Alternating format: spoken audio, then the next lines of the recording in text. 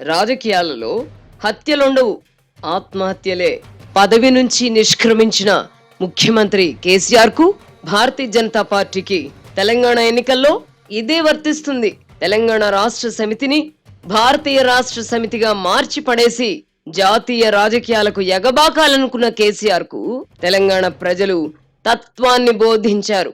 Greater Hyderabad, Medak జిల్లాలు మినహా మిగతా అన్ని జిల్లాల్లో, ముఖ్యంగా తెలంగాణ ఉద్యమానికి ఊపిరి పోసిన ఉత్తర తెలంగాణలో కూడా ఘోర పరాజయానికి కారణం కేసీఆర్ ప్రభుత్వం పనితీరు అధ్వానంగా ఉందని కాదు, ఆయన అహంభావపూరిత వైఖరి వల్లనే తెలంగాణ ప్రజలకు ఆయనపై వ్యతిరేకత ఏర్పడింది.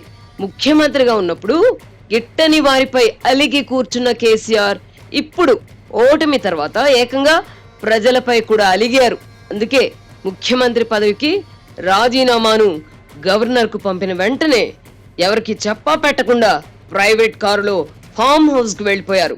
తెలంగాణ అంటే కేసీఆర్ కుటుంబమే అన్న భావం ప్రజల్లో ఏర్పడిందన్న విషయాన్ని గుర్తించకపోగా ప్రజలను కలవడం ఎందుకు అనే కుతర్కానికి తెగబడ్డారు. ఈ ఎన్నికల్లో కాంగ్రెస్ పార్టీ విజయం సాధించినప్పటికీ అది ఆ పార్టీ గొప్ప అని కూడా చెప్పలేం. భారత రాష్ట్ర సమితి, భారతీయ జనతా పార్టీలు వ్యూహాత్మకంగా చేసిన తప్పిదాల వల్ల రెండు పార్టీలు మునిగిపోయాయి. రాజకీయాల్లో ఆత్మహత్య చేసుకోవడం అంటే ఇదే. భారతీయ జనతా పార్టీ దీర్ఘకాలిక వ్యూహంతో వ్యవహరించుండొచ్చు. అదే నిజమైతే బీజేపీ ఉచ్చులో చిక్కుకున్న కేసీఆర్ పరాజయాన్ని కొని తెచ్చుకున్నారు.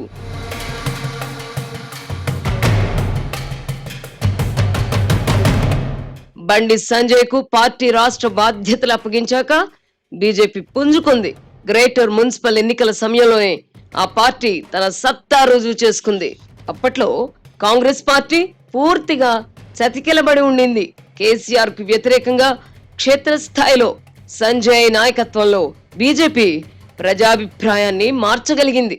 మరోవైపు పిసిసి అధ్యక్షుడిగా నియమితుడైన రేవంత్ రెడ్డి కాంగ్రెస్ పార్టీకి జవసత్వాలు కల్పించే ప్రయత్నాలు మొదలుపెట్టారు.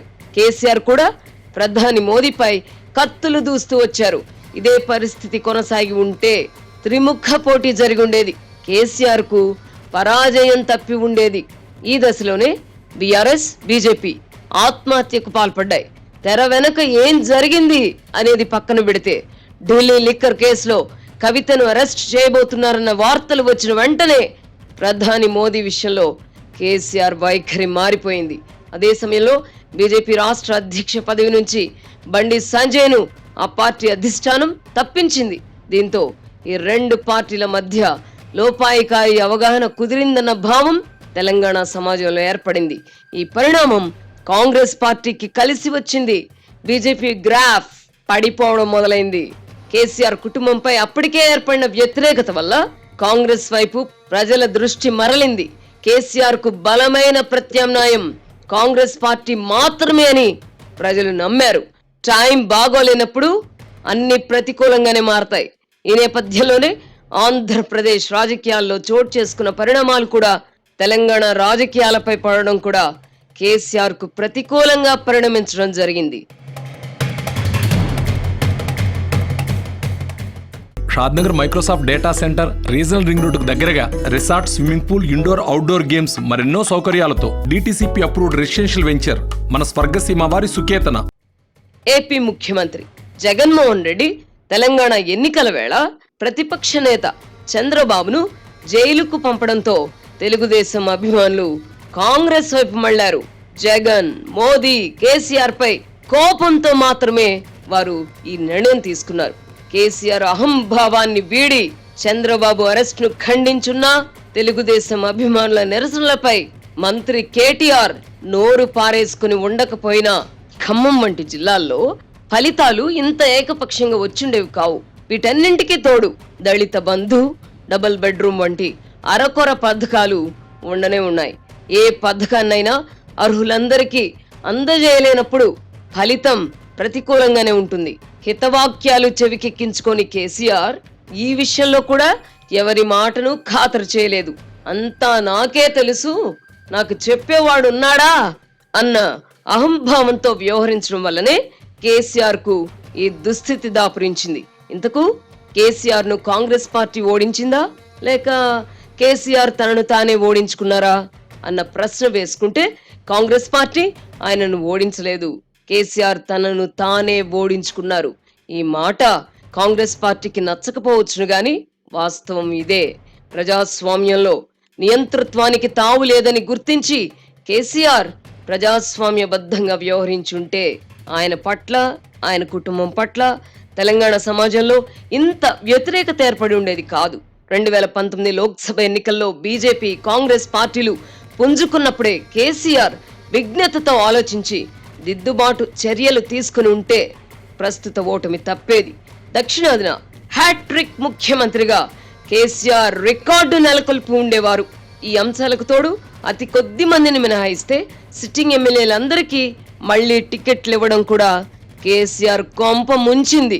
2014లో గెలిచిన వారికే 2018లో మళ్లీ టికెట్లు ఇచ్చినప్పటికీ ప్రజలు గెలిపించారు కదా అన్న భావనతో ఇప్పుడు వారికే మళ్లీ టికెట్లు ఇచ్చి ఆయన బోల్తా పడ్డారు.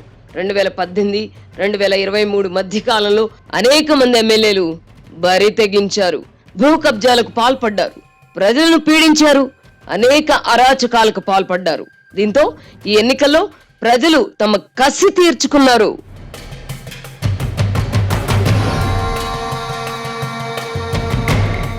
ముఖ్యమంత్రిగా ఎవరు ఉండాలని అనుకుంటున్నారని వివిధ సంస్థల ప్రతినిధులు అడిగిన ప్రశ్నకు కేసీఆర్ పేరునే అత్యధికులు సూచించారు.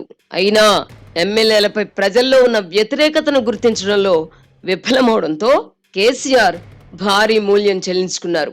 బీజేపీతో లోపాయికారి ఒప్పందం కుదుర్చుకున్నారన్న అభిప్రాయం వ్యాప్తి చెందుతున్న దశలోనే కేసీఆర్ దిద్దుబాటు చర్యలు తీసుకుని ఉంటే త్రిముఖ పోటీ జరిగి ఆయన హ్యాట్రిక్ సాధించుండేవారు. ఢిల్లీ లిక్కర్ స్కామ్ లో కవిత పేరు బయటకు వచ్చినప్పుడు ఆయన భిన్నంగా వ్యవహరించుంటే పరిస్థితి మరోలా ఉండి ఉండేది. కన్న బిడ్డపై మమకారాన్ని వదులుకోలేక ఆయన బీజేపీతో తెర వెనక ఒప్పందం చేసుకున్నారన్న అభిప్రాయం బలపడడానికి కారణమయ్యారు.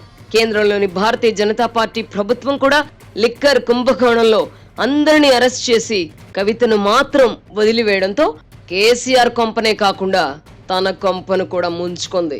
కవితను అరెస్ట్ చేయకపోగా బండి సంజయ్ను అధ్యక్ష పదవి నుంచి అదే సమయంలో హఠాత్తుగా తప్పించడంతో కేసీఆర్ కోరిక మేరకే ఆయనను తప్పించారన్న ప్రచారం కూడా జరిగింది. దీంతో ఆ రెండు పార్టీలు ఆత్మహత్యకు పాల్పడినట్టయింది. భారతీయ జనతా పార్టీ పూర్వపు జోరునే కొనసాగించుంటే తెలంగాణలో తొలిసారిగా ఆ పార్టీ ప్రభుత్వం ఏర్పడి ఉండేది. బీజేపీ గెలిచిన 8 స్థానాలలో 1 మినహా మిగతావన్నీ ఉత్తర తెలంగాణలోనే లభించాయి. నిజామాబాద్, ఆదిలాబాద్ జిల్లాల్లో ఆ పార్టీ అనూహ్య ఫలితాలు సాధించింది. అరువు తెచ్చుకున్న నాయకులు ఎన్నికల వేళ పార్టీ వదిలి వెళ్లిపోవడం కూడా బీజేపీకి నష్టం చేసింది.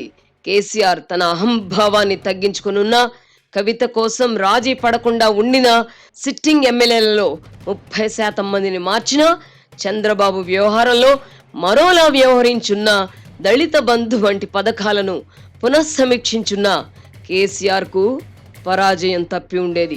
మా ముఖ్యమంత్రి దళిత బంధు తెచ్చి మమ్మల్ని బొంద పెట్టారు అని ఎన్నికల్లో పోరాడి ఓడిన అనేక మంది అభ్యర్థులు అభిప్రాయపడుతున్నారు. అహం బ్రహ్మస్మి నుంచి ఎన్టీఆర్ అంతటి వారే తప్పించుకోలేకపోయారు. కేసీఆర్ ఎంత